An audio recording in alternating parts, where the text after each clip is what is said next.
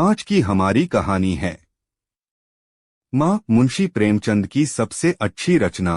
आज बंदी छूटकर घर आ रहा है।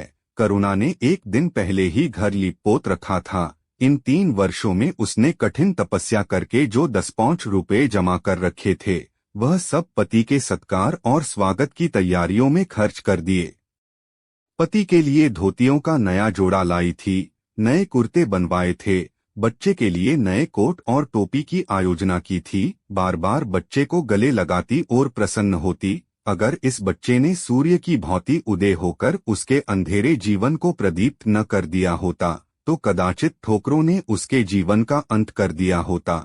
पति के कारावास दंड के 3 ही महीने बाद इस बालक का जन्म हुआ। उसी का मुंह देख देख कर करुणा ने यह 3 साल काट दिए थे। वह सोचती, जब मैं बालक को उनके सामने ले जाऊंगी तो वह कितने प्रसन्न होंगे। उसे देखकर पहले तो चकित हो जाएंगे, फिर गोद में उठा लेंगे और कहेंगे, करुणा, तुमने यह रत्न देकर मुझे निहाल कर दिया। कैद के सारे कष्ट बालक की तोतली बातों में भूल जाएंगे। उनकी एक सरल, पवित्र, मोहक दृष्टि हृदय की सारी व्यवस्थाओं को धो डालेगी। इस कल्पना का आनंद लेकर वह फूली न समाती थी। वह सोच रही थी, आदित्य के साथ बहुत से आदमी होंगे। जिस समय वह द्वार पर पहुंचेंगे, जय जयकार की ध्वनि से आकाश गूंज उठेगा। वह कितना स्वर्गीय दृश्य होगा। उन आदमियों के बैठने के लिए करुणा ने एक फटासा टाट बिछा दिया था, कुछ पान बना दिए थे और बार बार आशामय नेत्रों से द्वार की ओर ताकती थी। पति की वह सुदृढ़ उदार तेजपूर्ण मुद्रा बार बार आंखों में फिर जाती थी। उनकी वे बातें बार बार याद आती थीं, जो चलते समय उनके मुख से निकलती थी। उनका वह धैर्य, वह आत्मबल जो पुलिस के प्रहारों के सामने भी अटल रहा था, वह मुस्कुराहट जो उस समय भी उनके अधरों पर खेल रही थी, वह आत्माभिमान जो उस समय भी उनके मुख से टपक रहा था, क्या करुणा के हृदय से कभी विस्मृत हो सकता था। उसका स्मरण आते ही करुणा के निस्तेज मुख पर आत्मगौरव की लालिमा छा गई। यही वह अवलंब था जिसने इन 3 वर्षों की घोर यातनाओं में भी उसके हृदय को आश्वासन दिया था। कितनी ही रातें फाकों से गुजरी, बहुधा घर में दीपक जलने की नौबत भी न आती थी, पर दीनता के आंसू कभी उसकी आंखों से न गिरे। आज उन सारी विपत्तियों का अंत हो जाएगा। पति के प्रगाढ़ आलिंगन में वह सब कुछ हंसकर झेल लेगी। वह अनंत निधि पाकर फिर उसे कोई अभिलाषा न रहेगी।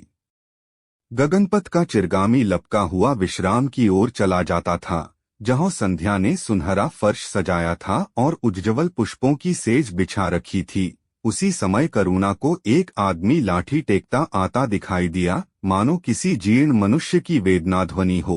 पग पग पर रुककर खौंसने लगता थी। उसका सिर झुका हुआ था। करुणा उसका चेहरा न देख सकती थी, लेकिन चालढाल से कोई बूढ़ा आदमी मालूम होता था। पर एक क्षण में जब वह समीप आ गया तो करुणा पहचान गई। वह उसका प्यारा पति ही था, किंतु शोक। उसकी सूरत कितनी बदल गई थी। वह जवानी, वह तेज, वह चपलता, वह सुगठन सब प्रस्थान कर चुका था। केवल हड्डियों का एक ढांचा रह गया था। न कोई संगी, न साथी, न यार, न दोस्त। करुणा उसे पहचानते ही बाहर निकल आई, पर आलिंगन की कामना हृदय में दबाकर रह गई। सारे मंसूबे धूल में मिल गए। सारा मनोल्लास आंसुओं के प्रवाह में बह गया, विलीन हो गया। आदित्य ने घर में कदम रखते ही मुस्कुराकर करुणा को देखा, पर उस मुस्कान में वेदना का एक संसार भरा हुआ था। करुणा ऐसी शिथिल हो गई, मानो हृदय का स्पंदन रुक गया हो। वह फटी हुई आंखों से स्वामी की ओर टकट की बौंधे खड़ी थी, मानो उसे अपनी आंखों पर अब भी विश्वास न आता हो। स्वागत या दुख का एक शब्द भी उसके मुंह से न निकला। बालक भी गोद में बैठा हुआ सहमी आंखें से इस कंकाल को देख रहा था और माता की गोद में चिपटा जाता था। आखिर उसने कातर स्वर में कहा, यह तुम्हारी क्या दशा है? बिल्कुल पहचाने नहीं जाते। आदित्य ने उसकी चिंता को शांत करने के लिए मुस्कुराने की चेष्टा करके कहा, कुछ नहीं, जरा दुबला हो गया हूँ। तुम्हारे हाथों का भोजन पाकर फिर स्वस्थ हो जाऊंगा। करुणा छी, सूखकर कांटा हो गए। क्या वहाँ भरपेट भोजन नहीं मिला?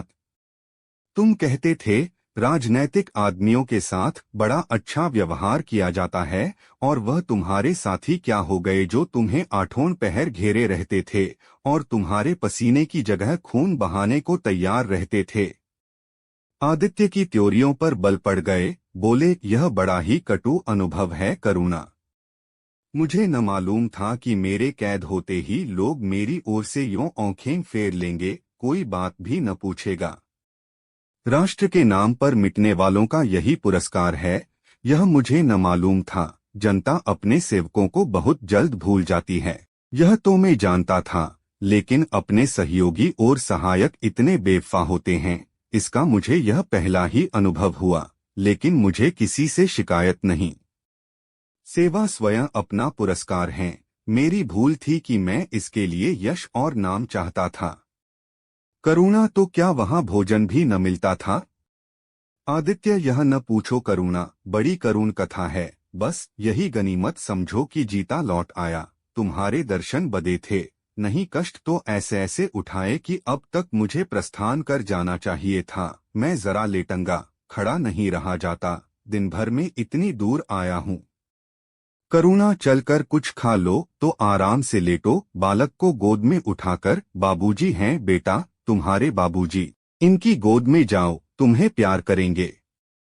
आदित्य ने आंसू-भरी आंखों से बालक को देखा और उनका एक एक रोम उनका तिरस्कार करने लगा। अपनी जीर्ण दशा पर उन्हें कभी इतना दुख न हुआ था।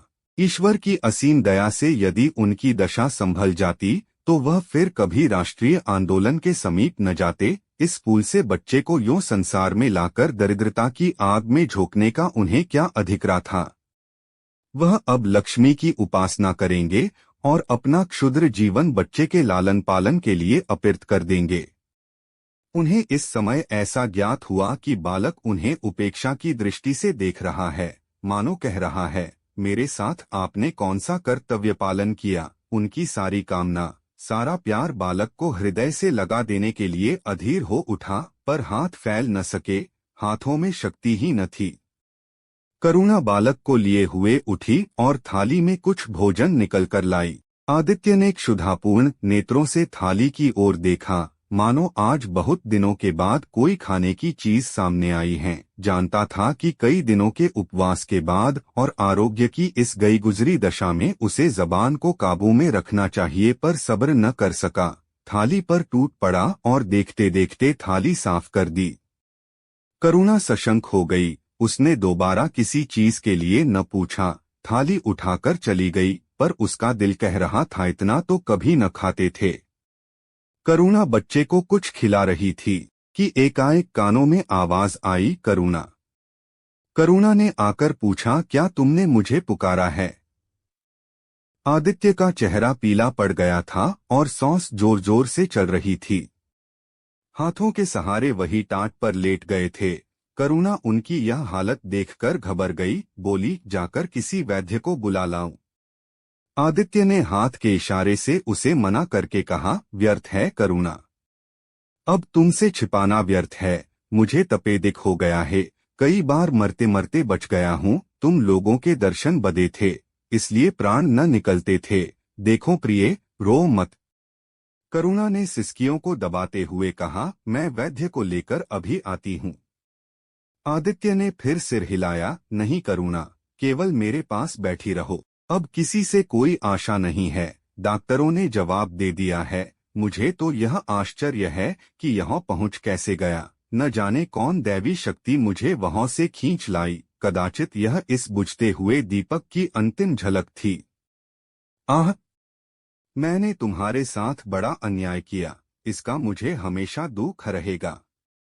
मैं तुम्हें कोई आराम न दे सका, तुम्हारे लिए कुछ न कर सका, केवल सुहाग का दाग लगाकर और एक बालक के पालन का भार छोड़कर चला जा रहा हूँ।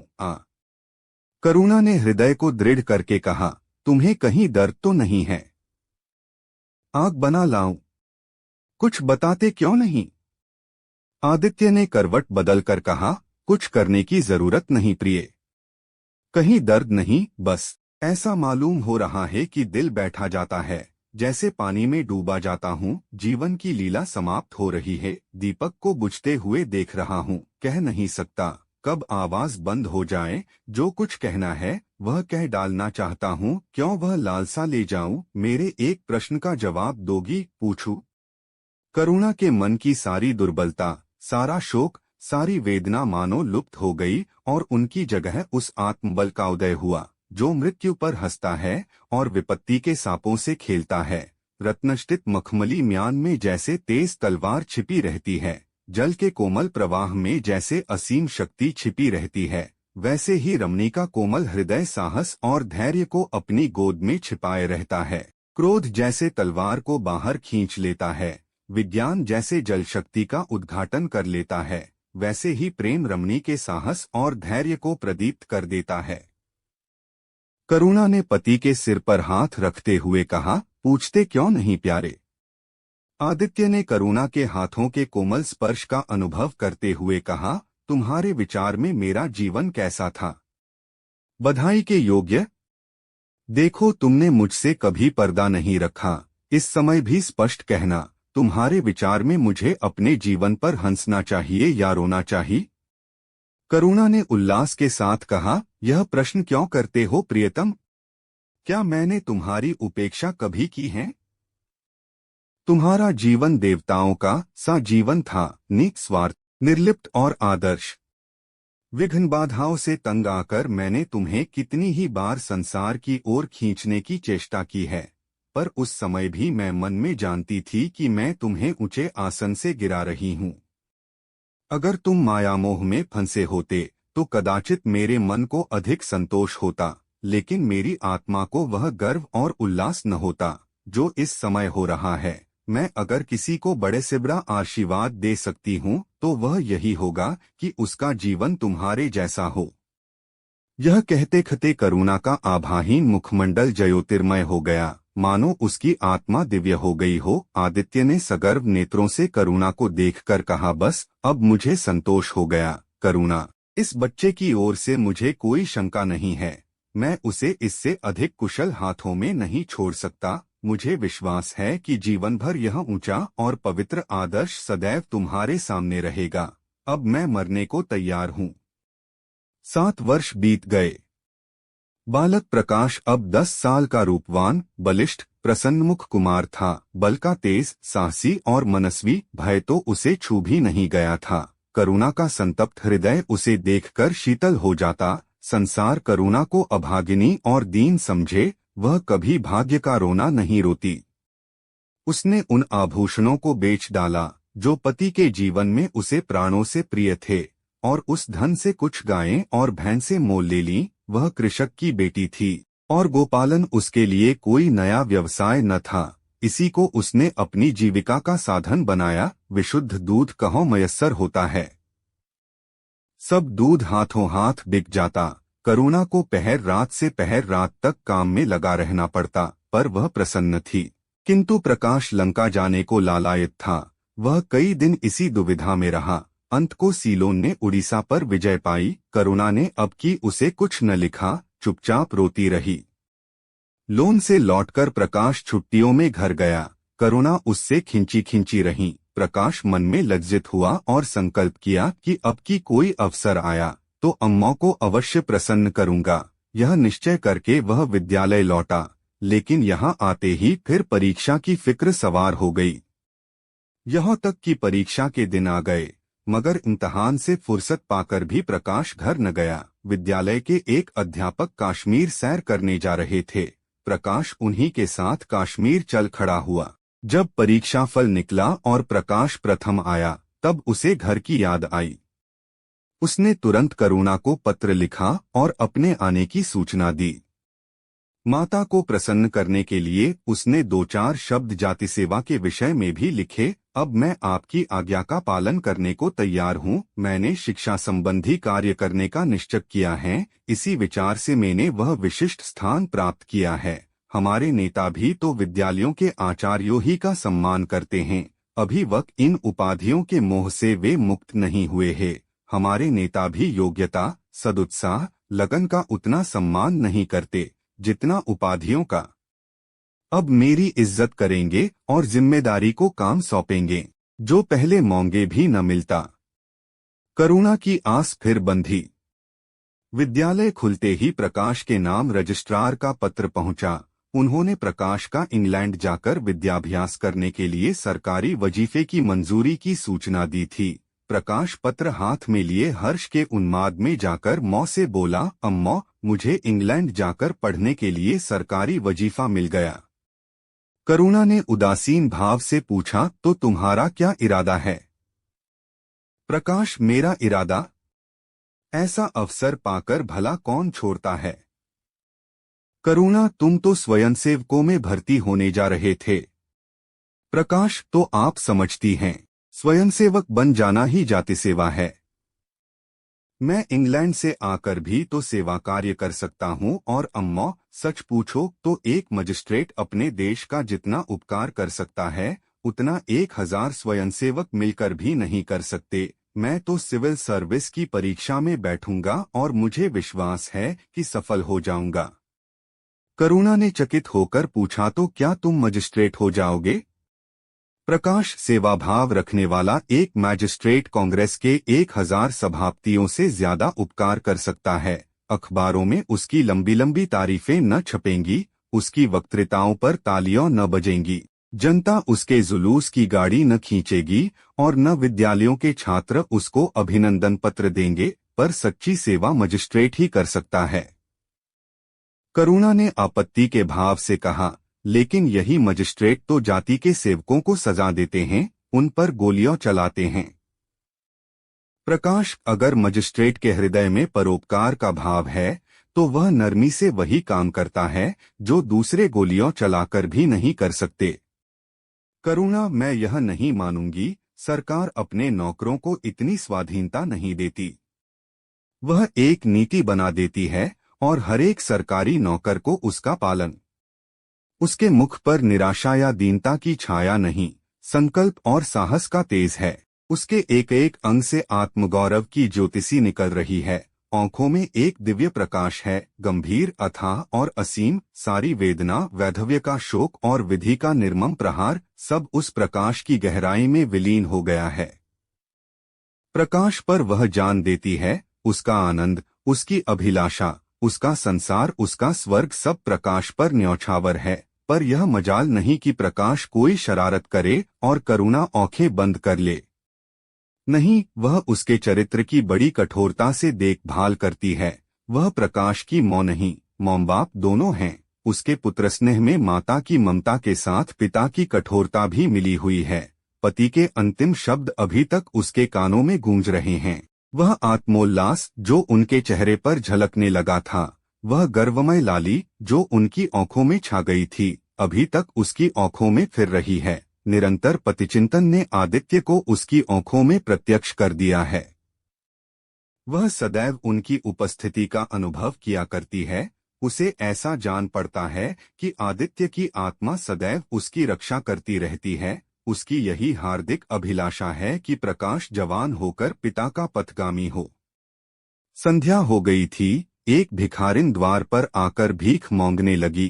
करुणा उस समय गऊओं को पानी दे रही थी। प्रकाश बाहर खेल रहा था।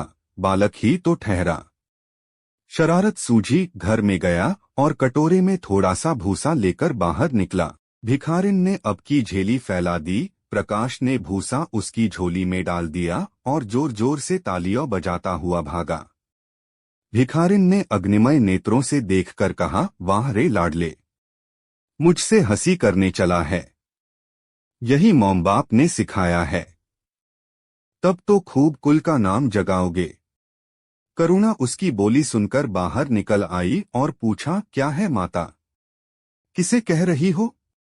भिखारिन ने प्रकाश की तरफ इशारा करके कहा, वह तुम्हारा लड़का है न, देखो कटोरे में भूसा भरकर मेरी झोली में डाल गया है। चुटकी भर आटा था, वह भी मिट्टी में मिल गया। कोई इस तरह दुखियों को सताता है। सबके दिन एक से नहीं रहते। आदमी को घमंड न करना चाहिए। करुणा ने कठोर स्वर में पुकारा, प्रकाश। प्रकाश लज्जित न हुआ, अभिमान से सिर उठाए हुए आया और बोला, वह हमारे घर भीख क्यों मांगने आई है? कुछ काम क्यों नहीं करती? करुणा ने उसे समझाने की चेष्टा करके कहा, शर्म नहीं आती, उल्टे और औंख दिखाते हो। प्रकाश, शर्म क्यों आए? यह क्यों रोज भीख मांगने आती है? हमारे यहाँ क्या कोई चीज मुफ्त आती है? करुणा, तुम्हें कुछ न देना था तो सीधे से कह देते, जाओ। तुमने यह शरारत क्यों की? प्रकाश, उनकी आदत कैसे छूटती? करुणा ने बिगड़कर कहा, तुम अब पिटोगे मेरे हाथों। प्रकाश, पिटूंगा क्यों? आप जबरदस्ती पीटेंगी। दूसरे मुल्कों में अगर कोई भीख मांगे तो कैद कर लिया जाए, यह नहीं कि उल्टे भिखमंगों को और शह दी जाए। करुणा, जो अपंग है वह कैसे काम करे? प्रकाश, तो जाकर डूब मरे, जिंदा क्यों रहती है? करुणा निरुत्तर हो गई। बुढ़िया को तो उसने आटा दाल देकर विदा किया, किंतु प्रकाश का कुतर्क उसके हृदय में फोड़े के समान टीसता रहा। उसने यह धृष्टता, यह अविनय कहाँ सीखी? रात को भी उसे बार बार यही ख्याल सताता रहा। आधी रात के समीप एकाएक प्रकाश की नींद टूटी। लालटेन जल रही है और करुणा बैठी रो रही है। उठ बैठा और बोला, अम्मा, अभी तुम सोई नहीं? करुणा ने मुंह फेरकर कहा, नींद नहीं आई, तुम कैसे जग गए? प्यास तो नहीं लगी है? प्रकाश, नहीं अम्मा, न जाने क्यों आँख खुल गई, मुझसे आज बड़ा अपराध हुआ अम्मा। करुणा ने उसके मुख की ओर स्नेह के नेत्रों से देखा। प्रकाश, मैंने आज बुढ़िया के साथ बड़ी नटखट की, मुझे क्षमा करो, फिर कभी ऐसी शरारत न करूंगा। यह कहकर रोने लगा। करुणा ने स्नेहार्द्र होकर उसे गले लगा लिया और उसके कपोलों का चुंबन करके बोली, बेटा, मुझे खुश करने के लिए यह कह रहे हो या तुम्हारे मन में सचमुच पछतावा हो रहा है? प्रकाश ने सिसकते हुए कहा, नहीं अम्मा, मुझे दिल से अफसोस हो रहा है। अब कि वह बुढ़िया आएगी तो मैं उसे बहुत से पैसे दूंगा। करुणा का हृदय मतवाला हो गया। ऐसा जान पड़ा आदित्य सामने खड़े बच्चे को आशीर्वाद दे रहे हैं और कह रहे हैं, करुणा, शोभ मत कर, प्रकाश अपने पिता का नाम रोशन करेगा, तेरी संपूर्ण कामना पूरी हो जाएंगी। लेकिन प्रकाश के कर्म और वचन में मेल न था और दिनों के साथ उसके चरित्र का अंग प्रत्यक्ष होता जाता था। जहीन था ही, विश्वविद्यालय से उसे वजीफे मिलते थे। करुणा भी उसकी यथेष्ट सहायता करती थी, फिर भी उसका खर्च पूरा न पड़ता था। वह मितव्ययता और सरल जीवन पर विद्वत्ता से भरे हुए व्याख्यान दे सकता था, पर उसका रहन-सहन फैशन के अंधभक्तों से जौभर घटकर न था। प्रदर्शन की धुन उसे हमेशा सवार रहती थी। उसके मन और बुद्धि में निरंतर द्वंद्व होता रहता था। मन जाति की ओर था, बुद्धि अपनी ओर। बुद्धि मन को दबाए रहती थी। उसके सामने मन की एक न चलती थी। जाति सेवा उसर की खेती है। वह बड़े से बड़ा उपहार जो मिल सकता है वह है गौरव और यश, पर वह भी स्थायी नहीं। इतना अस्थिर कि क्षण में जीवन भर की कमाई पर पानी फिर सकता है। अतएव उसका अंतःकरण अनिवार्य वेग के साथ विलासमय जीवन की ओर झुकता था। यहाँ तक कि धीरे धीरे उसे त्याग और निग्रह से घृणा होने लगी। वह दुर्वस्था और दरिद्रता को हे समझता था। उसके हृदय न था, भाव न थे, केवल मस्तिष्क था। मस्तिष्क में दर्द कहो, वह तो तर्क हैं, मंसूबे हैं। सिंध में बाढ़ आई, हजारों आदमी तबाह हो गए। विद्यालय ने वहां एक सेवा समिति भेजी। प्रकाश के मन में द्वंद्व होने लगा, जाऊं या न जाऊं। इतने दिनों अगर वह परीक्षा की तैयारी करे तो प्रथम श्रेणी में पास हो। चलते समय उसने बीमारी का बहाना कर दिया। करुणा ने लिखा, तुम सिंध न गए, इसका मुझे दुख है। तुम बीमार रहते हुए भी वहां जा सकते थे। समिति में चिकित्सक भी तो थे। प्रकाश ने पत्र का उत्तर न दिया। उड़ीसा में अकाल पड़ा, प्रजा मक्खियों की तरह मरने लगी। कांग्रेस ने पीड़ितों के लिए एक मिशन तैयार किया। उन्हीं दिनों विद्यालयों ने इतिहास के छात्रों को ऐतिहासिक खोज के लिए लंका भेजने का निश्चय किया। करुणा ने प्रकाश को लिखा, तुम उड़ीसा जाओ। करना पड़ता है। सरकार की पहली नीति यह है कि वह दिन दिन अधिक संगठित और दृढ़ हो। इसके लिए स्वाधीनता के भावों का दमन करना जरूरी है। अगर कोई मजिस्ट्रेट इस नीति के विरुद्ध काम करता है तो वह मजिस्ट्रेट न रहेगा, वह हिंदुस्तानी था। जिसने तुम्हारे बाबूजी को जरा सी बात पर 3 साल की सजा दे दी। इसी सजा ने उनके प्राण लिए। बेटा, मेरी इतनी बात मानो, सरकारी पदों पर न गिरो। मुझे यह मंजूर है कि तुम मोटा खाकर और मोटा पहनकर देश की कुछ सेवा करो। इसके बदले कि तुम हाकिम बन जाओ और शान से जीवन बिताओ। यह समझ लो कि जिस दिन तुम हाकिम की कुर्सी पर बैठोगे, उस दिन से तुम्हारा दिमाग हाकिमों का सा हो जाएगा। तुम यही चाहेगे कि अफसरों में तुम्हारी नेकनामी और तरक्की हो। एक गवारू मिसाल लो। लड़की जब तक मैके में कुंवारी रहती है, वह अपने को उसी घर की समझती है, लेकिन जिस दिन ससुराल चली जाती है, वह अपने घर को दूसरों का घर समझने लगती है। मॉम बाप भाई बंद सब वही रहते हैं, लेकिन वह घर अपना नहीं रहता। यही दुनिया का दस्तूर है। प्रकाश ने खींचकर कहा, तो क्या आप यही चाहती हैं कि मैं जिंदगी भर चारों तरफ ठोकरें खाता फिरूं? करुणा कठोर नेत्रों से देखकर बोली, अगर ठोकर खाकर आत्मा स्वाधीन रह सकती है, तो मैं कहूंगी ठोकर खाना अच्छा है। प्रकाश ने निश्चयात्मक भाव से पूछा, तो आपकी यही इच्छा है? करुणा ने उसी स्वर में उत्तर दिया, हाँ, मेरी यही इच्छा है। प्रकाश ने कुछ जवाब न दिया, उठकर बाहर चला गया और तुरंत रजिस्ट्रार को इनकारी पत्र लिख भेजा। मगर उसी क्षण से मानो उसके सिर पर विपत्ति ने आसन जमा लिया। विरक्त और विमन अपने कमरे में पड़ा रहता, न कहीं घूमने जाता, न किसी से मिलता, मुंह लटकाए भीतर आता और फिर बाहर चला जाता। यहाँ तक महीना गुजर गया।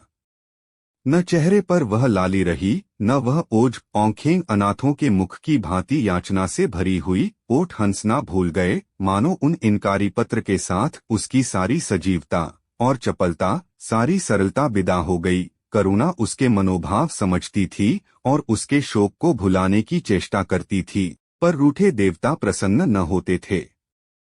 आखिर एक दिन उसने प्रकाश से कहा, बेटा, अगर तुमने विलायत जाने की ठान ही ली है तो चले जाओ, मना न करूंगी। मुझे खेद है कि मैंने तुम्हें रोका। अगर मैं जानती कि तुम्हें इतना आघात पहुंचेगा तो कभी न रोकती। मैंने तो केवल इस विचार से रोका था कि तुम्हें जाति सेवा में मग्न देखकर तुम्हारे बाबूजी की आत्मा प्रसन्न होगी। उन्होंने चलते समय यही वसीयत की थी। प्रकाश ने रुखाई से जवाब दिया, अब क्या जाऊंगा, इनकारी खत लिख चुका। मेरे लिए कोई अब तक बैठा थोड़े ही होगा। कोई दूसरा लड़का चुन लिया होगा और फिर करना ही क्या है। जब आपकी मर्जी है कि गांव गांव की खाक छानता फिरूं, तो वही सही। करुणा का गर्व चूर चूर हो गया। इस अनुमति से उसने बाधा का काम लेना चाहा था, पर सफल न हुई। बोली, अभी कोई न चुना गया होगा, लिख दो, मैं जाने को तैयार हूं।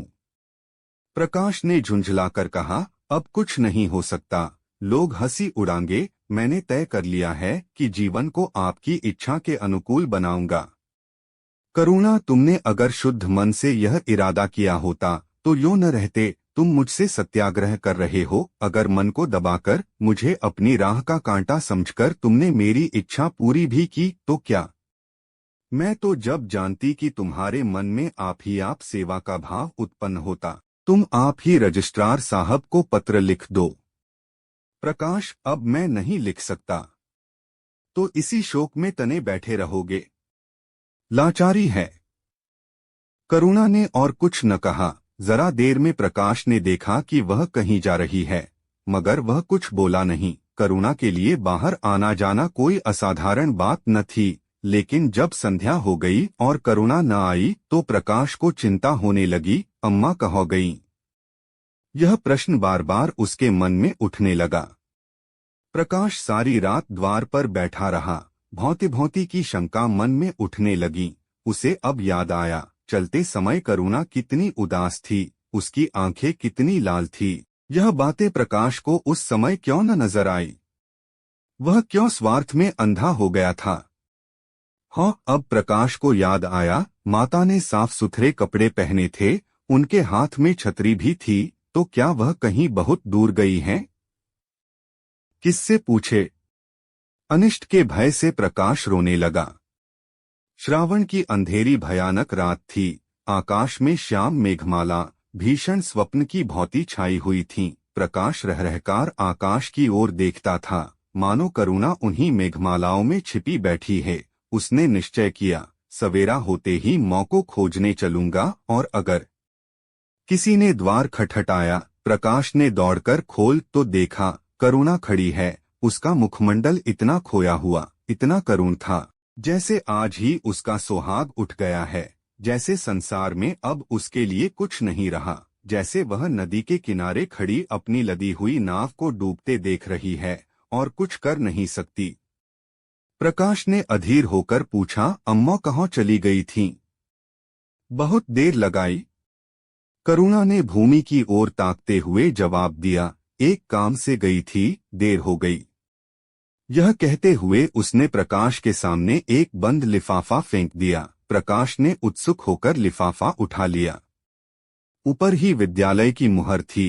तुरंत ही लिफाफा खोलकर पढ़ा। हल्की सी लालिमा चेहरे पर दौड़ गई। पूछा, यह तुम्हें कहाँ मिल गया अम्मा? करुणा, तुम्हारे रजिस्ट्रार के पास से लाई हूँ। क्या तुम वहां चली गई थी? और क्या करती? कल तो गाड़ी का समय न था। मोटर ले ली थी। प्रकाश एक क्षण तक मौन खड़ा रहा, फिर कुंठित स्वर में बोला, जब तुम्हारी इच्छा नहीं है तो मुझे क्यों भेज रही हो? करुणा ने विरक्त भाव से कहा, इसलिए कि तुम्हारी जाने की इच्छा है। तुम्हारा यह मलिन वेश नहीं देखा जाता। अपने जीवन के 20 वर्ष तुम्हारी हितकामना पर अर्पित कर दिए, अब तुम्हारी महत्वाकांक्षा की हत्या नहीं कर सकती। तुम्हारी यात्रा सफल हो, यही हमारी हार्दिक अभिलाषा है। करुणा का कंठ रूंध गया और कुछ न कह सकी। प्रकाश उसी दिन से यात्रा की तैयारियां करने लगा। करुणा के पास जो कुछ था वह सब खर्च हो गया। कुछ ऋण भी लेना पड़ा। नए सूट बने, सूटकेस लिए गए। प्रकाश अपनी धुन में मस्त था। कभी किसी चीज की फरमाइश लेकर आता, कभी किसी चीज का। करुणा इस एक सप्ताह में इतनी दुर्बल हो गई है। उसके बालों पर कितनी सफेदी आ गई है, चेहरे पर कितनी झुर्रियां पड़ गई हैं, यह उसे कुछ न नजर आता। उसकी आंखों में इंग्लैंड के दृश्य समाये हुए थे। महत्वाकांक्षा आंखों पर पर्दा डाल देती है। प्रस्थान का दिन आया। आज कई दिनों के बाद धूप निकली थी। करुणा स्वामी के पुराने कपड़ों को बाहर निकाल रही थी। उनकी गाढ़े की चादरें, खद्दर के कुर्ते, पाजामे और लिहाफ अभी तक संदूक में संचित थे। प्रतिवर्ष वे धूप में सुखाए जाते और झाड़ पोंछ कर रख दिए जाते थे। करुणा ने आज फिर उन कपड़ों को निकाला, मगर सुखाकर रखने के लिए नहीं, गरीबों में बांट देने के लिए। वह आज पति से नाराज है। वह लुटिया, डोर और घड़ी, जो आदित्य की चिरसंगिनी थीं और जिनकी 20 वर्ष से करुणा ने उपासना की थी, आज निकालकर आंगन में फेंक दी गई। वह झोली जो बरसों आदित्य के कंधों पर आरूढ़ रह चुकी थी, आप कूड़े में डाल दी गई। वह चित्र जिसके सामने 20 वर्ष से करुणा सिर झुकाती थी, आज वही निर्दयता से भूमि पर डाल दिया गया। पति का कोई स्मृति चिन्ह वह अब अपने घर में नहीं रखना चाहती। उसका अंतःकरण शोक और निराशा से विदीर्ण हो गया है, और पति के सिवा वह किस पर क्रोध उतारे? कौन उसका अपना है? वह किससे अपनी व्यथा कहे? किसे अपनी छाती चीरकर दिखाए? वह होते तो क्या आप प्रकाश दास्ता की जंजीर गले में डालकर फूला न समाता? उसे कौन समझाए कि आदित्य भी इस अवसर पर पछताने के सिवा और कुछ न कर सकते। प्रकाश के मित्रों ने आज उसे विदाई का भोज दिया था। वहां से वह संध्या समय कई मित्रों के साथ मोटर पर लौटा। सफर का सामान मोटर पर रख दिया गया। तब वह अंदर आकर मौ से बोला, अम्मा, जाता हूँ, बम्बई पहुंचकर पत्र लिखूंगा। तुम्हें मेरी कसम, रोना मत और मेरे खतों का जवाब बराबर देना। जैसे किसी लाश को बाहर निकालते समय संबंधियों का धैर्य छूट जाता है, रुके हुए आंसू निकल पड़ते हैं और शोक की तरंगें उठने लगती हैं, वही दशा करुणा की हुई। कलेजे में एक हाहाकार हुआ, जिसने उसकी दुर्बल आत्मा के एक एक अणु को कंपा दिया। मालूम हुआ पौव पानी में फिसल गया है और वह लहरों में बही जा रही है। उसके मुख से शोक या आशीर्वाद का एक शब्द भी न निकला।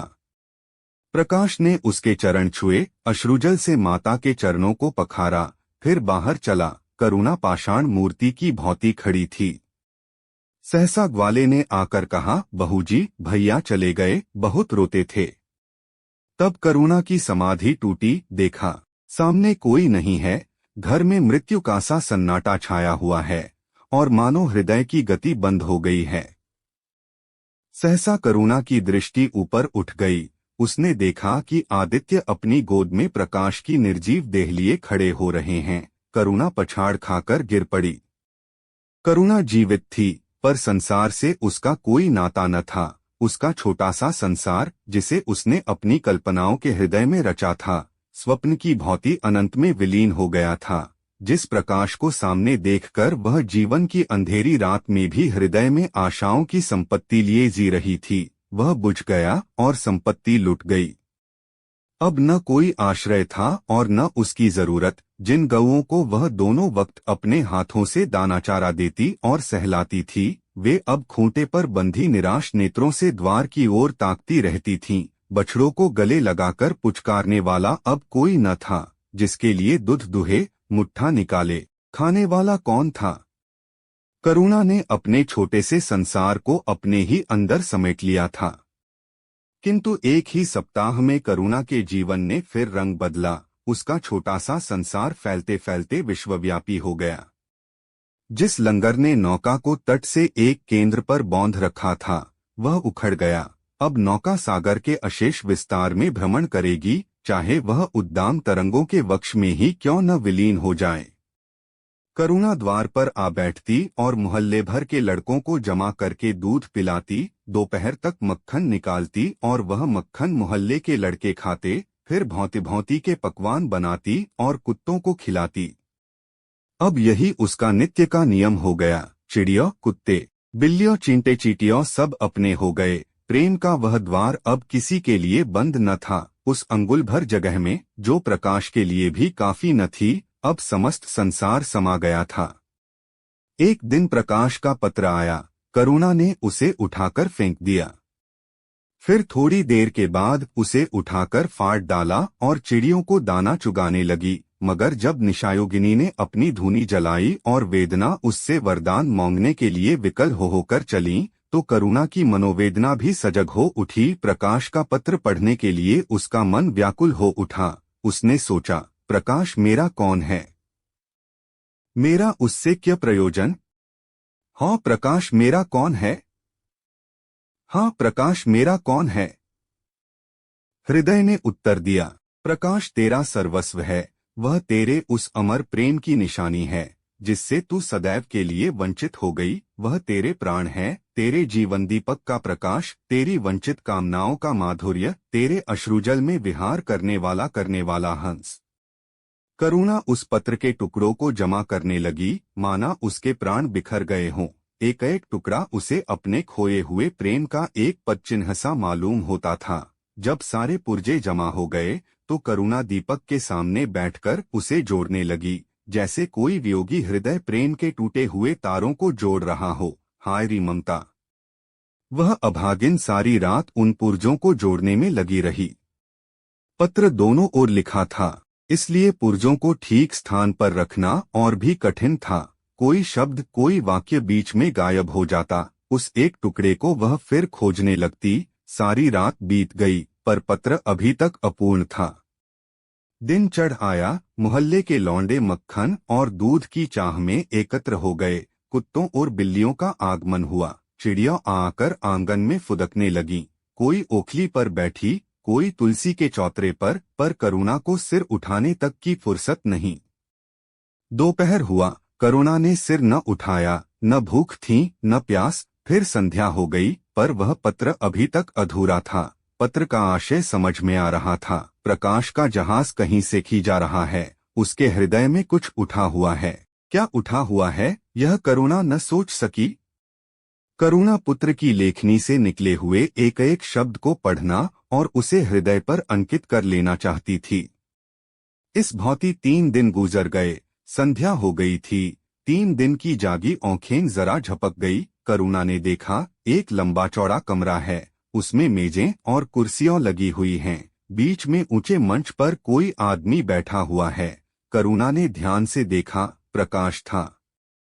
एक क्षण में एक कैदी उसके सामने लाया गया। उसके हाथ पांव में जंजीर थी, कमर झुकी हुई। यह आदित्य थे। करुणा की आंखें खुल गई, आंसू बहने लगे। उसने पत्र के टुकड़ों को फिर समेट लिया और उसे जलाकर राख कर डाला। राख की एक चुटकी के सिवा वह कुछ न रहा जो उसके हृदय में विदीर्ण किए डालती थी। इसी एक चुटकी राख में उसका गुड़ियों वाला बचपन, उसका संतप्त यौवन और उसका तृष्णामय वैधव्य सब समा गया। प्रातः काल लोगों ने देखा, पक्षी पिंजड़े में उड़ चुका था। आदित्य का चित्र अब भी उसके शून्य हृदय से चिपटा हुआ था। भग्न हृदय पति की स्नेह स्मृति में विश्राम कर रहा था और प्रकाश का जहाज यूरोप चला जा रहा था। उम्मीद करते हैं आपको यह वीडियो अच्छी लगी होगी। धन्यवाद आपका। वीडियो पसंद आई हो तो लाइक और शेयर कर दीजिएगा।